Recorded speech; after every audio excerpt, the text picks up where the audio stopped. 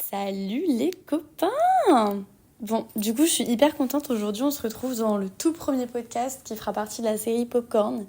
Bon, je vous avoue, encore une fois, la semaine dernière, j'ai eu pas mal de galères, ce qui fait que j'ai pas vraiment pu enregistrer l'épisode. J'ai pu travailler dessus, tout était prêt pour que l'épisode puisse sortir mercredi dernier. Et au final, vraiment, j'ai pas du tout eu le time. D'autant plus qu'à chaque fois que j'avais un petit peu de temps pour me mettre dans un endroit assez calme et enregistrer l'épisode, il y avait toujours les klaxons, enfin bref, vraiment le bruit ambiant de New York qui résonnait dans mes oreilles, c'était insupportable. Donc voilà, là on est lundi matin, c'est très calme, on va prier pour pas qu'il y ait trop de klaxons ce matin et puis bah écoutez, on va commencer avec le petit épisode que j'ai décidé de faire sur les Oscars. En vrai, je me suis dit qu'il n'y a pas longtemps, c'était les Oscars. Et voilà, je me suis dit que ce serait super cool de faire un petit topo sur la cérémonie et sur en vrai quelques films qui étaient en compétition. Bon, déjà, si vous voulez checker les nominations, etc., j'ai joint à ce petit podcast une liste un peu personnalisée. Bon, en soi, je vais pas vous mentir, j'ai pas fait des folies. Ça m'a pris déjà assez de temps de refaire une liste en français, tout simplement. Avec les titres, etc., des différentes catégories en français. Mais donc voilà, si jamais vous voulez jeter un petit coup d'œil, bah écoutez, moi ça me ferait très plaisir, parce que j'ai passé 50 ans à faire ça. Mais bref, dans tous les cas, dans ce petit podcast, on va aborder donc les catégories, les différentes catégories, on va parler de certains films, voilà, j'ai des petites anecdotes à vous balancer que j'ai trouvées extrêmement croustillantes. Dont même moi je n'étais pas au courant avant de faire mes recherches pour ce podcast. Donc voilà, j'ai très très hâte de vous partager tout ça. Pour ce qui est des lieux de la cérémonie des Oscars, il faut savoir donc que ça se passe principalement, donc comme j'ai dit cette année c'était dans un centre commercial, mais sinon la plupart du temps c'est dans des hôtels luxueux, etc. Il y a énormément en fait de lieux très bizarres, enfin pas très bizarres, mais quand j'ai fait mes recherches j'étais vraiment très surprise parce que c'est vrai que quand on regarde la cérémonie sur nos écrans, on se doute pas que c'est dans un lieu complètement basique quoi. Comme je vous ai dit, bon, ça se passera jamais à Poitiers ou ça se passera jamais dans les petites villes, etc. Mais c'est quand même très étonnant parfois de voir qu'en fait c'est des lieux carrément qui font partie de la vie quotidienne de personnes. Enfin c'est assez fou quoi. Moi si j'habite à LA et là je vais faire les courses dans le centre commercial, t'imagines, tu peux dire ouais moi je vais faire mes courses là où il y a les Oscars. Bon c'est un peu fou quand même, genre en anecdote c'est un peu drôle. Enfin c'est tellement dans le contraste en fait que c'est hyper surprenant.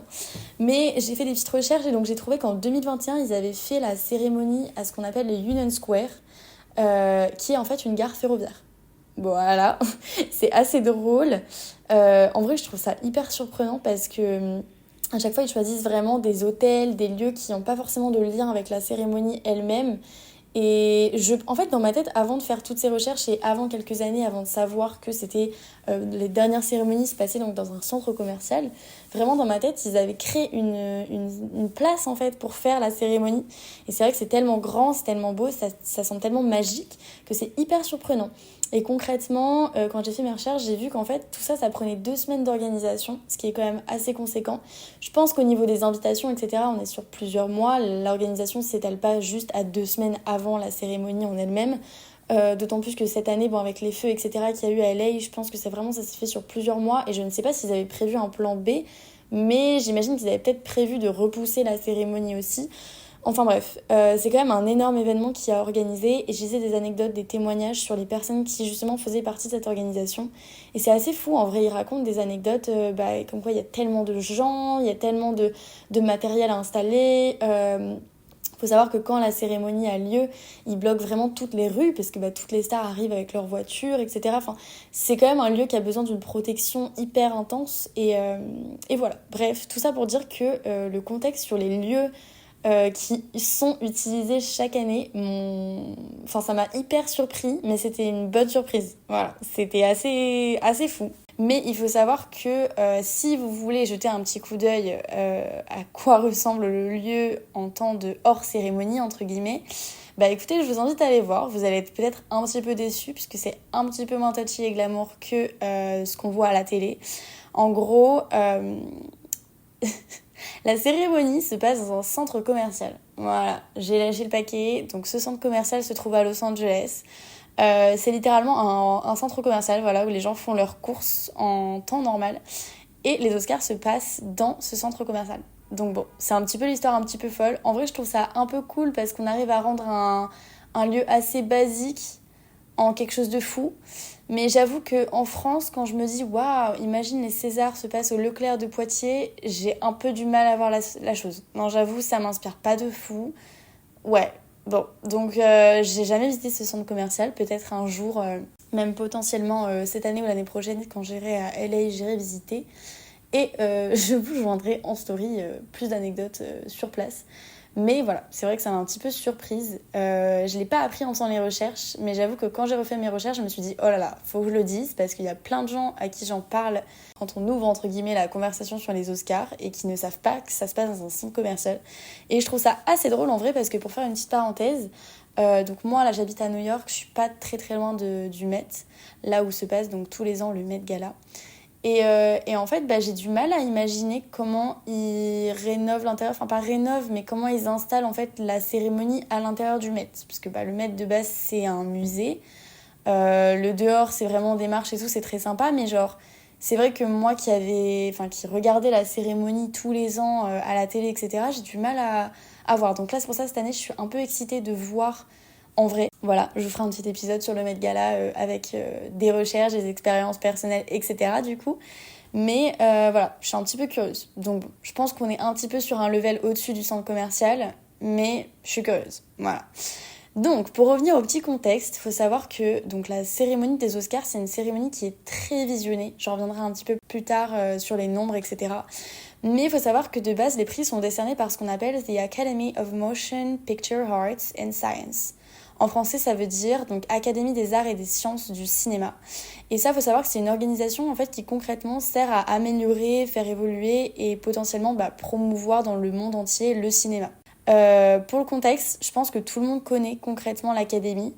En gros, donc, il y a des personnes de l'académie, enfin des personnes qui font partie de l'académie, qui vont regarder, visionner tous les films qui sont proposés pour justement être dans certaines catégories. Et ensuite, qui vont faire une liste qui va être établie. Et comme on dit dans Koh-Lanta, à la fin, il en restera qu'un. Donc dans chaque catégorie, on va s'amuser en fait à... Enfin, on va s'amuser, je sais pas si c'est vraiment s'amuser, mais bon, moi personnellement, j'adorerais regarder des films pour mon métier. Mais voilà, il regarde les films, il les note, et ensuite, en fonction, je pense, de la majorité du oui ou du non, les films sont en fait nommés dans les catégories, et ensuite, la cérémonie arrive et les films sont en compétition, tout simplement, dans chacune des catégories. Bon, ça fait beaucoup de fois le mot catégorie, beaucoup de fois trop de répétitions et pas très bien expliqué, j'espère que tout le monde a compris. D'ailleurs, à l'académie, etc., j'avais lu avant les Oscars, et je crois que j'avais lu ça aussi l'année dernière, c'était pas que pour les Oscars 2025, c'était aussi pour la cérémonie d'avant, parce qu'il faut savoir donc, que la cérémonie des Oscars 2025, c'est celle qui est considérée comme étant la 97e cérémonie. Donc en vrai, c'est un peu foufou parce que je me dis dans 3 ans, on assistera à la 100e cérémonie. Ce que je trouve un peu fou, personnellement. Mais bref, tout ça pour dire que j'avais lu sur les réseaux qu'il y avait certaines personnes de l'académie qui faisaient en fait abstraction de certains films et qui concrètement ne les regardaient pas. Je sais pas si vous avez entendu parler de cette histoire, etc. Mais c'était un peu le cas pour les films comme Dune, de Denis Villeneuve avec Timothée Chalamet, Zendaya et j'en passe. Mais voilà, il y a certains films qui n'ont pas été visionnés. Moi, Dune, c'est celui que j'ai retenu dans les films qui n'ont pas vraiment été visionnés par l'Académie et donc forcément qui n'a pas forcément fait partie de plusieurs catégories comme il aurait dû. Voilà, je vais pas rentrer dans les délires de moi j'aime pas. Comme j'ai dit, je ferai un autre épisode pour à ce moment-là donner mon avis sur chacun des films qui a été nommé, sélectionné, etc. Dune, moi personnellement, c'est pas ma tasse de thé parce que je suis pas très très fan de science-fiction et c'est très long. J'ai pas lu les livres donc j'ai pas de contexte. Quand je regarde le film, j'ai l'impression d'être débile parce que je me rappelle pas des prénoms des personnages, je me rappelle pas de l'histoire. À chaque fois, je regarde les gens autour de moi, je suis en mode mais je comprends pas ce qui se passe. Donc voilà, c'est pas forcément des films qui me mettent dans un bon mood, etc. Mais je trouve ça quand même assez fou de faire partie de l'Académie des Oscars et de ne pas regarder les films. Voilà, je sais pas ce que vous en pensez, mais moi ça m'a un peu sidérée quand j'ai vu la chose. Enfin, ton job c'est de regarder des films. Si tu regardes pas les films, je sais pas, change de job quoi. Enfin, moi honnêtement, Dune, j'avais la flemme d'aller le voir personnellement.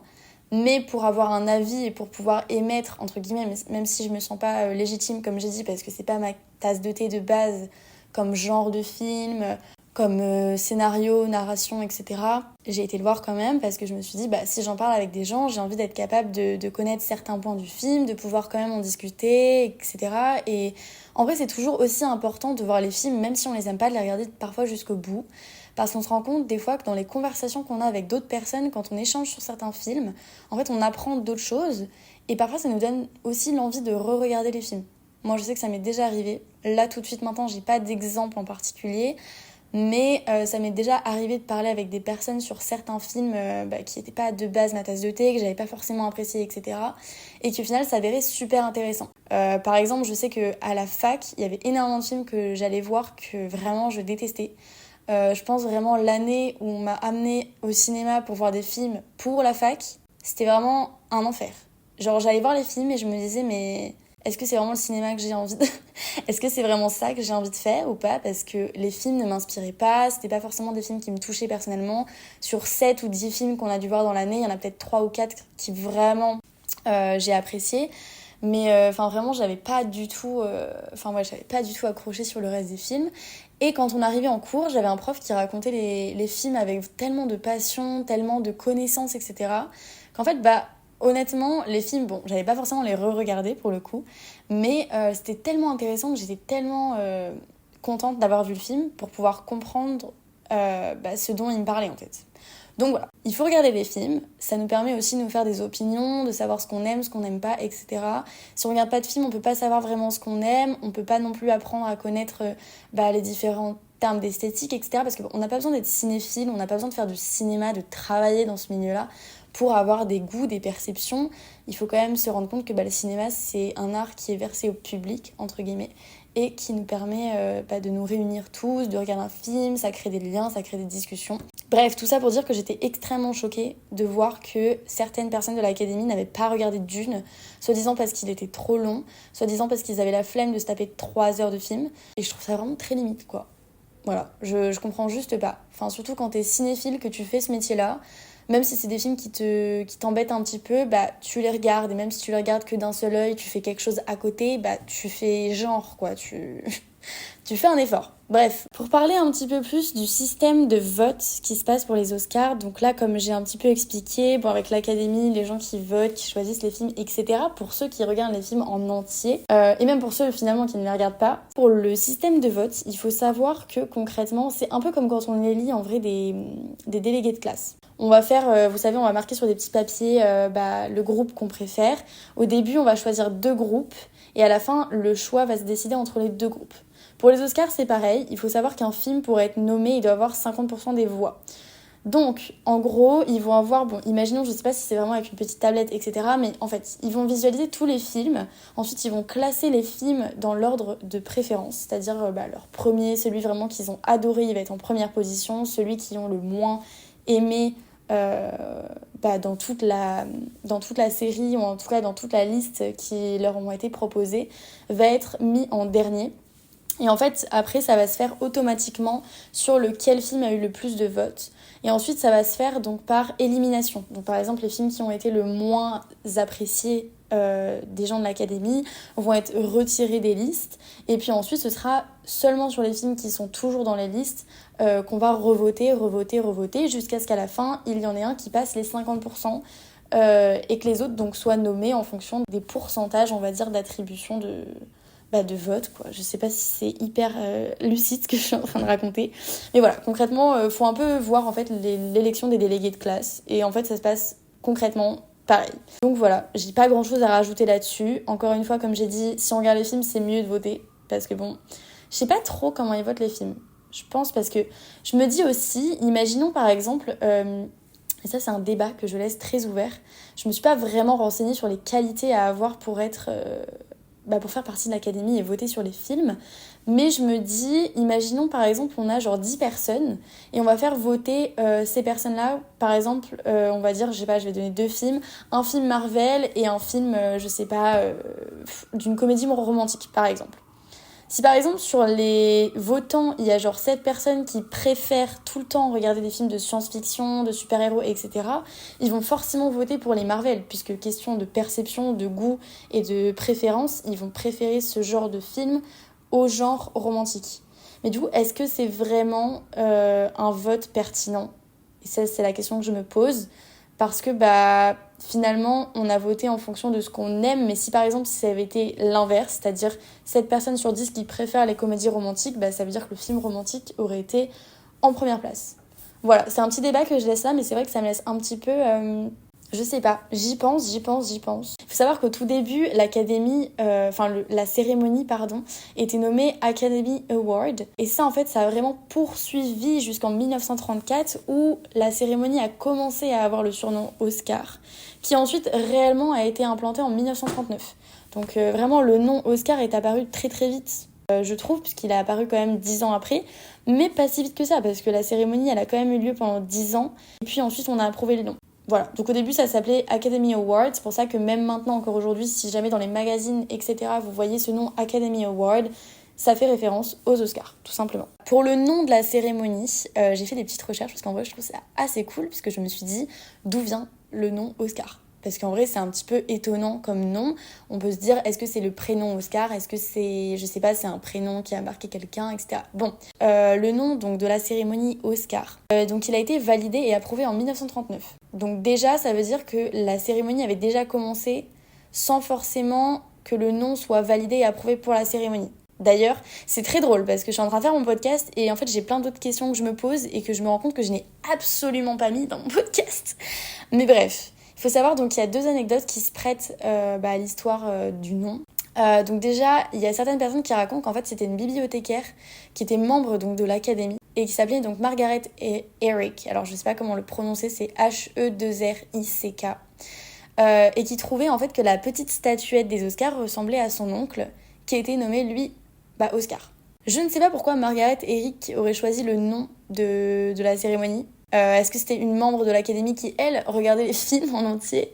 Je ne sais pas. Mais bon, ça impose plus de recherche, j'imagine. Et ensuite, on a la comédienne, donc Bette Davis, dont le premier mari, donc, qui s'appelait Oscar Nelson, et lui aussi ressemblait à la statuette. Donc voilà, concrètement, j'en retiens que le nom Oscar de la cérémonie a été donné par une femme.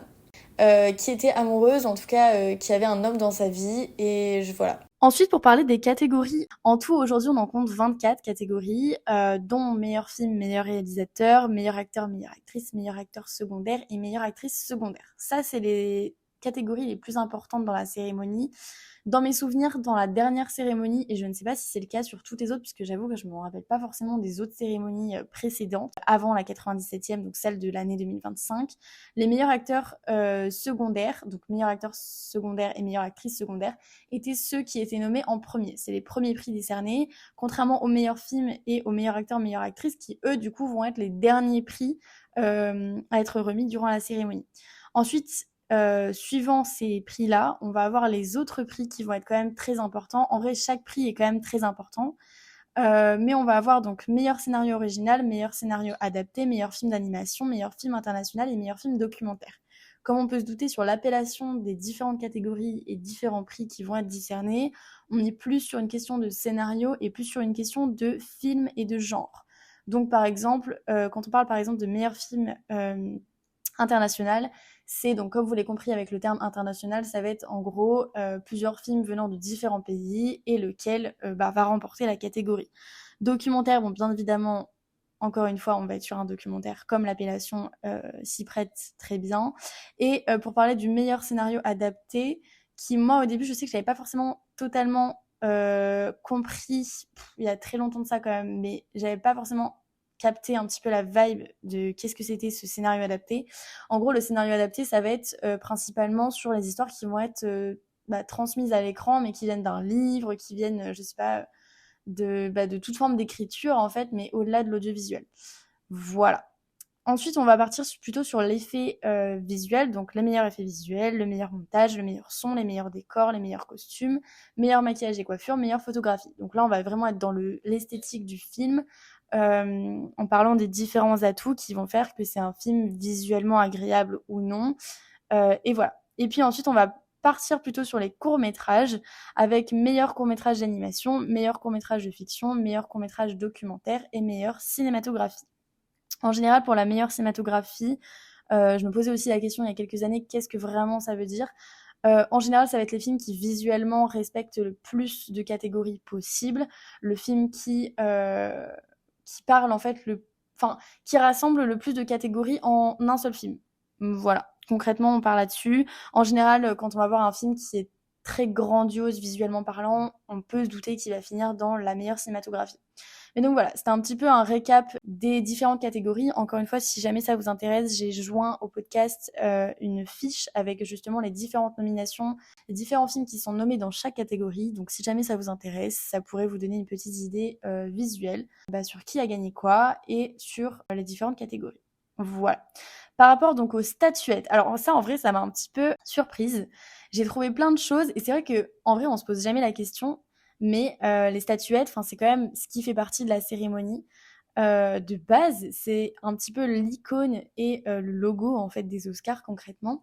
Et c'est vrai que je m'étais jamais posé autant de questions quand j'ai fait mes recherches sur ça et j'ai trouvé ça hyper intéressant. Voilà, de me renseigner là-dessus. Donc, il faut savoir qu'un Oscar coûte lui-même 18 000 $, ce qui est quand même un prix assez extravagant.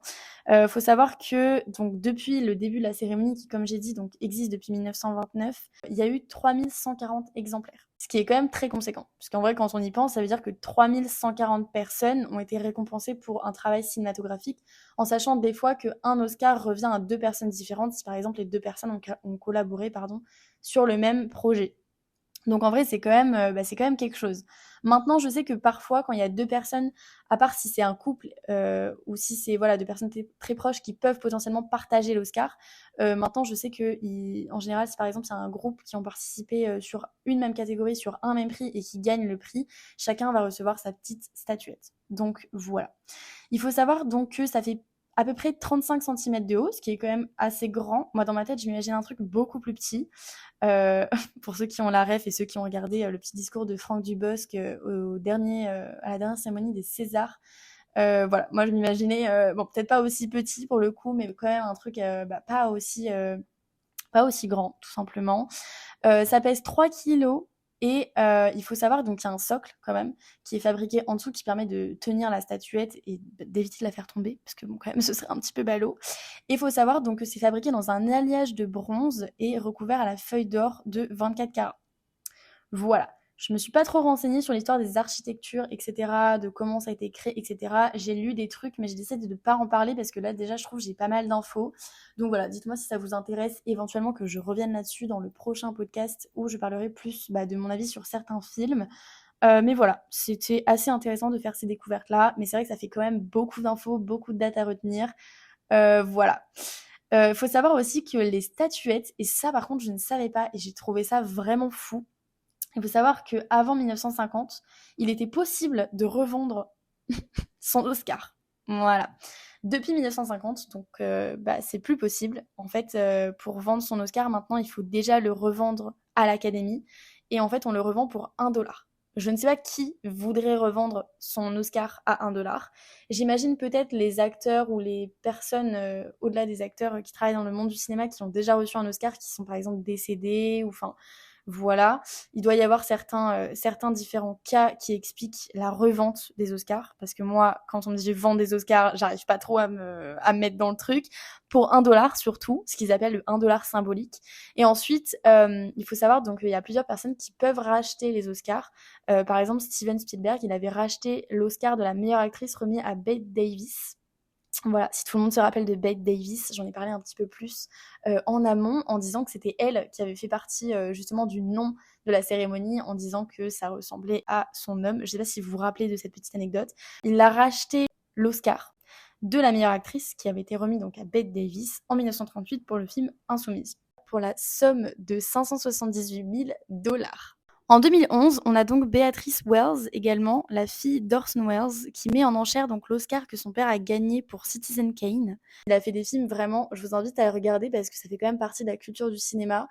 C'est pas forcément les films qui, moi, me sont restés en tête, mais bon, pour une petite culture et pour les prochaines discussions entre cinéphiles ou en tout cas entre personnes qui regardent des films, c'est toujours très intéressant. Les prix pour cet Oscar s'envolent jusqu'à 861 542 $, ce qui est quand même assez extravagant pour un Oscar. Voilà, l'addition est salée pour certaines personnes qui qui s'apprête à arracher des Oscars. Mais voilà, je sais plus exactement comment maintenant, à l'heure actuelle, comment ça se passe. Mais voilà, j'imagine que faut revendre l'Oscar et qu'ensuite l'Académie, en fait, met en vente tout simplement l'Oscar lui-même. Mais voilà, on n'a plus le droit de vendre son propre Oscar. On peut pas le mettre sur eBay, par exemple. Voilà, ça ne marche plus. Vinted, c'est pareil, ça ne marche pas. Donc voilà, maintenant, il faut s'adresser à l'Académie. Voilà. J'arrête pas de dire voilà dans ce dans ce podcast, c'est insupportable. Je m'excuse pour ce tic de langage. Ce serait d'ailleurs très intéressant de faire un podcast sur les tics de langage, puisque j'en ai pas mal en vrai, que j'essaye de me débarrasser, mais c'est vrai que parfois il y en a qui reviennent. Et bref, c'est pas le sujet de ce podcast, donc on va s'arrêter là-dessus.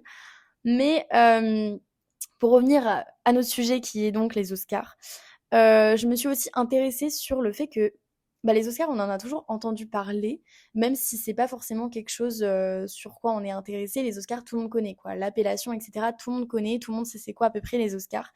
Et ça m'a vraiment intéressée de regarder à peu près c'était quoi la visibilité de la cérémonie.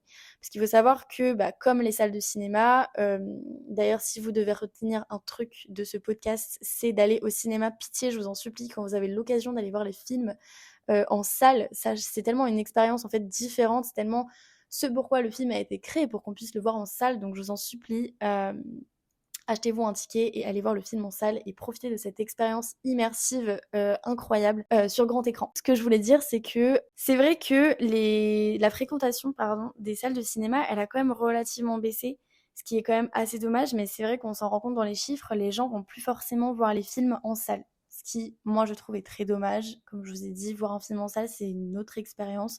Et c'est quand même beaucoup plus agréable de voir un film et de le découvrir sur grand écran que sur petit écran ou chez soi. Je me suis dit, puisque les gens ne fréquentent plus forcément les salles de cinéma comme avant, est-ce que les gens regardent les Oscars, tout simplement parce que il y a quand même le décalage horaire qu'il faut prendre en compte pour certains pays. Moi, je sais que quand j'étais en France et que je regardais les Oscars, ça finissait à 4h du matin, j'étais épuisée. Parfois, je ne pouvais pas aller jusqu'au bout de la cérémonie. J'attendais que les résultats soient publiés sur les réseaux sociaux parce que j'avais cours le lendemain, c'était pas possible. Donc voilà, donc je pense que le décalage horaire fait aussi que ça diminue quand même inconsciemment la visibilité.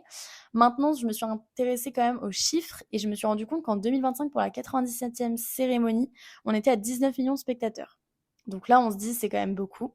Mais contrairement à ce qu'on peut penser, c'est pas vraiment énorme. Parce qu'en réalité, c'est 2 millions de plus que l'année 2024. Donc ça veut dire qu'en 2024, il y avait encore moins de personnes qui regardaient les Oscars. Mais l'année qui marquera le record, ce sera en 2014. Et c'était quand même avec 55 millions de téléspectateurs quand même. Donc en fait, comment en 10 ans, on perd autant de téléspectateurs, parce qu'on passe quand même de 55 millions à 19 millions, ce qui est quand même très très très très conséquent. Et je pense qu'il y a plusieurs événements qui font que forcément les gens vont pas forcément prendre le temps, on va dire, de regarder la cérémonie. Bon, déjà, comme j'ai dit, il y a le décalage horaire. Je pense, concrètement avec le Covid, etc., ça a quand même peut-être éloigné les gens du cinéma, puisque on était quand même enfermés chez nous, les salles de cinéma étaient fermées, donc les gens n'allaient pas forcément voir les films. C'est vrai que si les gens ne vont pas voir les films au cinéma, pourquoi ils regarderaient une cérémonie puisqu'ils n'ont vu aucun film? Quel est l'intérêt? Mais donc voilà, je pense aussi qu'il y a les réseaux sociaux, parce que c'est vrai que maintenant, quand on n'a pas le temps, en fait, on va juste aller sur les réseaux sociaux et on va quand même voir en fait un résumé de tout ce qui s'est passé, des moments les plus marquants de la cérémonie, qui a gagné quoi, qui a perdu quoi. Donc au final, en fait, pourquoi se taper une cérémonie qui dure 3 heures alors qu'en genre 2 minutes, on peut avoir tous les résultats très très facilement quand même. Moi personnellement, j'adore les Oscars, c'est un petit peu ma cérémonie de l'année avec les Césars, c'est vraiment des choses qui me passionnent et j'adore quoi. C'est vraiment c'est mon match de foot quoi. Ceux qui kiffent le foot, ceux qui kiffent la Formule 1, moi les Oscars c'est un peu ça quoi, mon délire. Donc voilà. Mais c'est vrai qu'en vrai, je peux comprendre aussi d'un point de vue extérieur quand on n'est pas forcément cinéphile, quand on n'a pas forcément vu les films, quand on s'intéresse pas forcément à tout ça. C'est vrai que pourquoi regarder la cérémonie, d'autant plus qu'il y a énormément de gens qui se posent aussi la question que, comme j'en ai parlé tout à l'heure, le régime des votants, entre guillemets, n'est pas forcément très fiable. Donc pourquoi regarder une cérémonie où on va décerner les prix, où on sait que c'est forcément d'un point de vue biaisé et que c'est pas forcément très fiable et pas très forcément neutre, et pas forcément très neutre, je sais pas parler, toujours pas, pourquoi faire? Voilà. Après, moi, je sais aussi que pour revenir aux gens qui ne vont pas dans les salles, etc., pourquoi aussi aller en salle quand on peut voir le film chez soi dans son canapé? En fait, chaque sujet a son point positif, mais c'est aussi des points négatifs. Moi, vraiment, je recommande la salle de cinéma, je recommande l'immersion avec le grand écran. On apprécie beaucoup plus un film visuellement, esthétiquement parlant, quand on le voit sur grand écran. On est plus immergé que chez soi. Moi, je sais que quand je regarde un film chez moi, c'est bête, hein, mais je vais chercher un snack, je vais tapoter sur mon téléphone pour voir si j'ai des messages, je vais aller aux toilettes. Tout de suite, ma concentration n'est pas à 100%. Ce qui fait que je profite pas forcément tout le temps du film à 100%. Le son est pas le même, la qualité d'image est pas la même. Bon voilà, je vais arrêter de faire ma promotion pour le cinéma. Tout le monde a compris qu'il faut aller au cinéma. C'est ce que je prône dans ce podcast. Mais voilà, pour faire une petite différence, parce que vu que moi maintenant j'habite aux US, je me suis un peu posé la question, genre, qu'est-ce que c'est la différence entre la France et les US? Faut savoir qu'avant le Covid, en France, on était à peu près 200 millions à aller au cinéma. Et pendant le Covid, on était 50-60 millions. Ce qui est quand même un grand nombre. On a quand même perdu, 140 millions, ce qui est quand même énorme.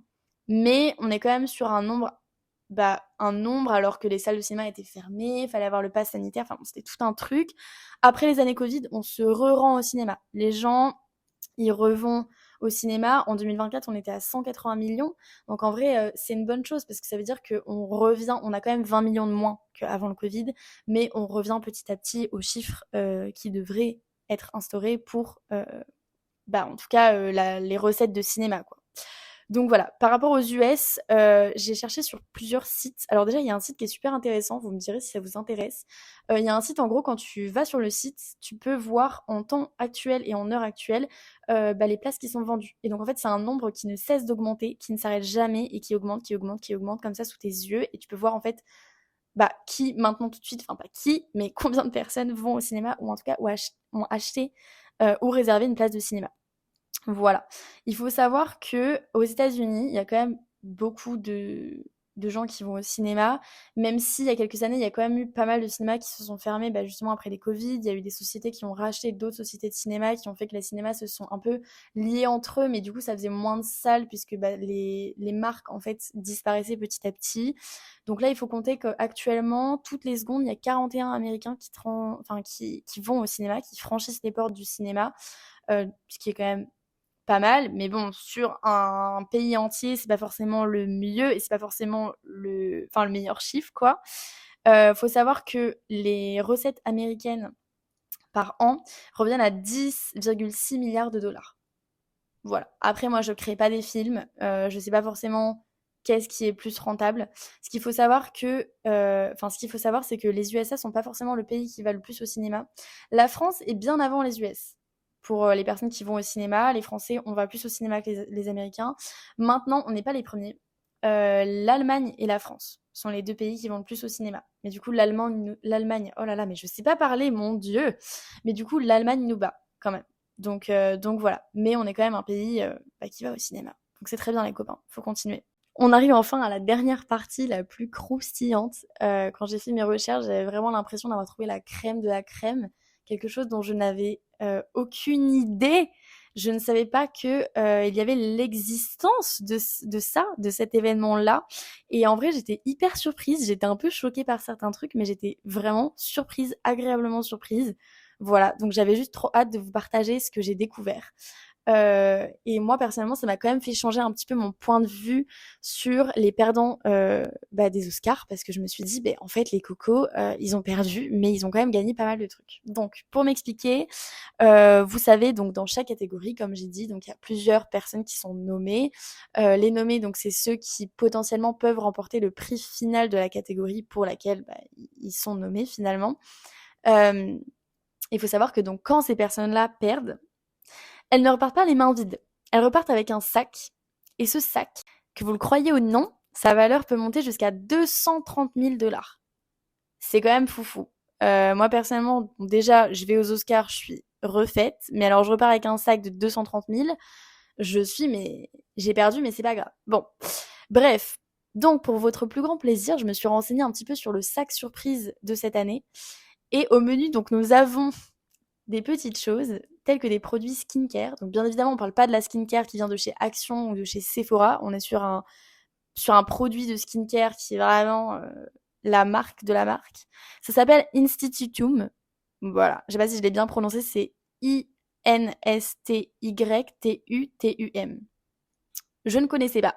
Vraiment, c'est une marque que je ne connaissais pas, donc je sais pas si c'est une marque de star, je ne sais pas. Si jamais vous avez déjà entendu ce nom, pitié dites-moi parce que j'ai l'impression vraiment quand j'ai lu ça, je suis en mode mais je ne connais pas cette marque. Soit je suis vraiment pauvre, ce qui est potentiellement le cas, soit bah je sais pas, juste c'est une marque pour les stars quoi, parce que vraiment je ne sais pas. Je ne savais pas l'existence de cette marque. Bref, donc comme j'ai dit, c'est pas les produits de Sephora, on est que sur des produits d'une valeur de $600 minimum. Donc ça veut dire qu'on peut quand même monter au-delà des $600. Personnellement, j'ai regardé les produits sur internet parce que j'étais un peu curieuse du packaging, etc. C'est vraiment des produits qui, moi, ne m'inspirent pas les $600, hein. Personnellement, acheter une crème à $600, bon, c'est pas pour moi. Voilà. Mais, euh, mais voilà, apparemment, les célébrités en raffolent. Donc voilà. Ensuite, nous avons des produits, et oui, messieurs, dames, à base de cannabis. C'est parti. En fait, ils font grave la fête après les Oscars. Tout le monde est en mode oh, t'as eu quoi comme produit de cannabis? Ah, moi, j'ai eu ça. Ok, parfait. Let's go. Non, en vrai, vraiment, ils ont des produits à base de cannabis. Dans ma tête, j'étais un petit peu en mode c'est quoi le.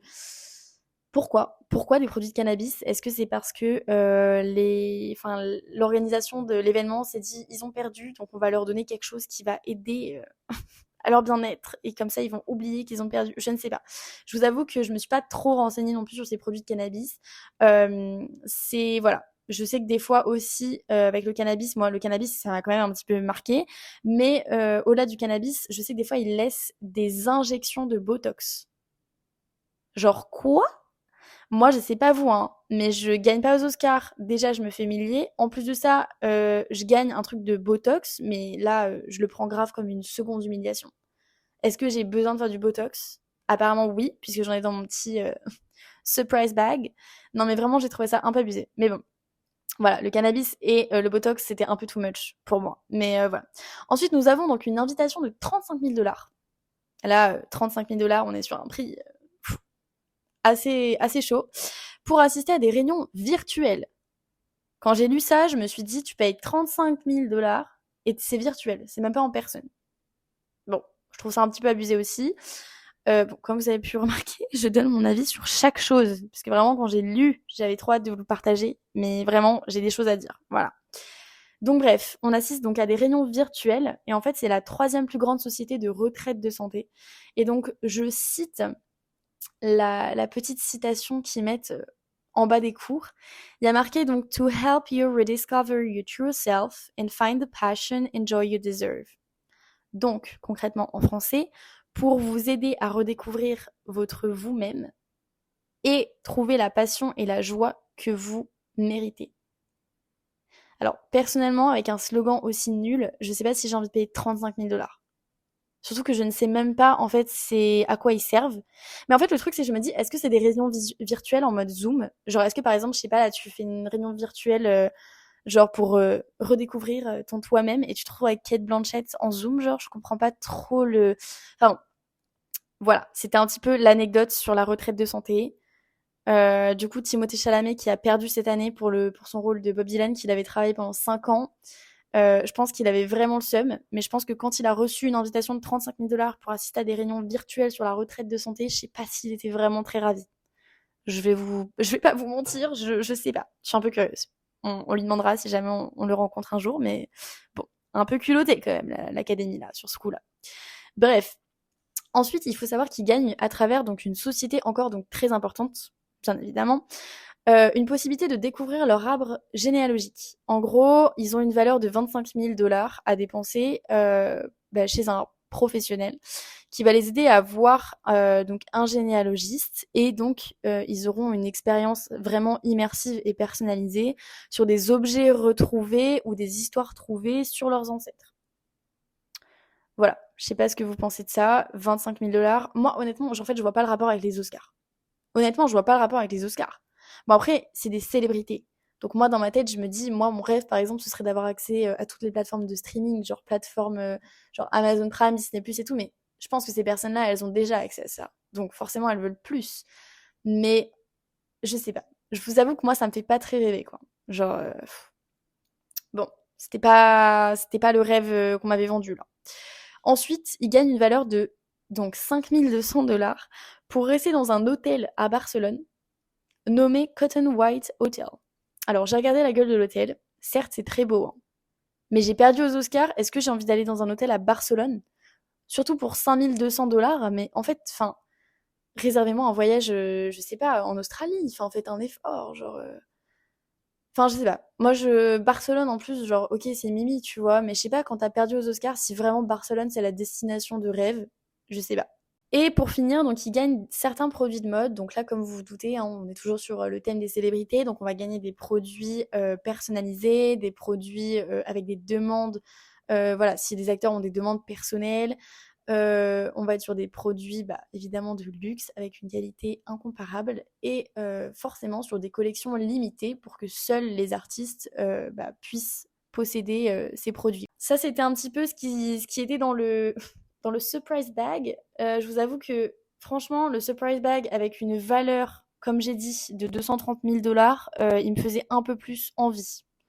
Moi, j'ai vu 230 000, je me suis dit, waouh, qu'est-ce qu'ils peuvent offrir à des gens qui n'ont pas gagné l'Oscar pour 230 000 $. Franchement, quand je vois ça, je suis un peu. C'est pas foufou, quoi. Pour les autres anecdotes que j'ai trouvées, donc il faut savoir que le premier. Enfin, comment dire? C'était pas vraiment le premier Oscar, il me semble pas que c'est le premier Oscar. Dans tous les cas, il faut savoir que Walt Disney, donc il a eu l'occasion de tenir dans ses mains plus de 22 petits Oscars qui ne sont pas que pour lui. Forcément, on parle aussi donc de la production et de la distribution, hein. Comme j'ai dit tout à l'heure, parfois un Oscar est réservé à la réussite de plusieurs personnes. Et pour Blanche-Neige, il a reçu 7 statuettes et un Oscar pour faire la référence aux 7 nains. Voilà, ce que je trouvais un petit peu mimi comme anecdote et un petit peu drôle. Donc voilà, je vais pas revenir sur le nom Oscar, etc., puisque bah, on en a déjà parlé. Pour ceux qui ont oublié, donc le nom Oscar a été validé et approuvé en 1939, soit un peu plus de 10 ans, non, 10 ans pile après la cérémonie. Le surnom Oscar a commencé à apparaître dans les années 34, donc 5 ans après la toute première cérémonie des Oscars.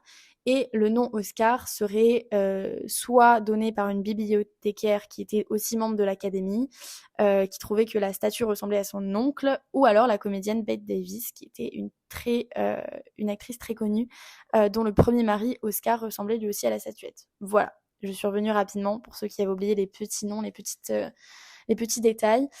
Mais voilà, donc je vous l'ai pas dit au début parce que je voulais pas vous faire peur, mais en gros, si jamais ça vous tente de rattraper la cérémonie des Oscars, donc pas forcément la cérémonie en elle-même qui dure 3 heures. D'ailleurs, alors, j'ai oublié de préciser, la cérémonie dure 3 heures. Mais la cérémonie en elle-même, si jamais aussi ceux qui sont plus intéressés par la mode, etc., vous désirez par exemple découvrir les looks, vous savez, sur le tapis rouge, etc., à l'arrivée des artistes, vous pouvez allumer votre télé et passer vraiment 5 heures devant. Puisque la cérémonie dure 3 heures, mais l'arrivée tapis rouge, etc., interview dure un peu plus de 2 heures, il me semble. Donc voilà, pour attraper tous les films, si jamais ça vous tente, ce que en soi je vous conseillerais de faire, moi honnêtement il y a certains films que je n'ai pas vus, genre tout ce qui est catégorie documentaire, etc., j'en ai un petit peu moins vu parce qu'ils sont un petit peu moins bien distribués, donc forcément la visibilité est un peu moins bonne, mais il vous faudra 24 heures et 45 minutes.